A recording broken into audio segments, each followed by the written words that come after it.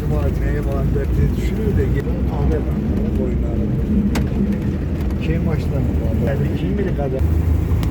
Yani ben de gidip işliydim atasına mağpul yazmıyor.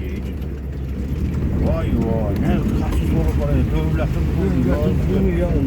O bize o zaten benden sen işte ben bir şey de var da orada bir derece özünü çok ağırdı yani getirdi derslere gitti. Bugün o yardımlar bir de ben ama sana olacak sonra iyi diyor. Canımda kimse yok. Ya diyor o olmazsa bu cemaatine bir zaman yanlış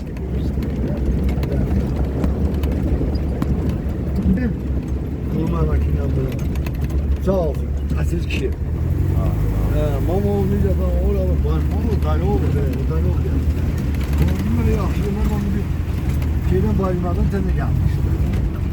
Yılın yapmış yerimiz var. Kesti. Ben dayağını götürdüydüm. O 3 gün, 5 gün tutardı. Ya burada şöyle ne diyor o demeci de ben de diyeceğim. Gelen sen de diyeceğim. Aklına yani. Davranı yakıştı mı? Şerk mi?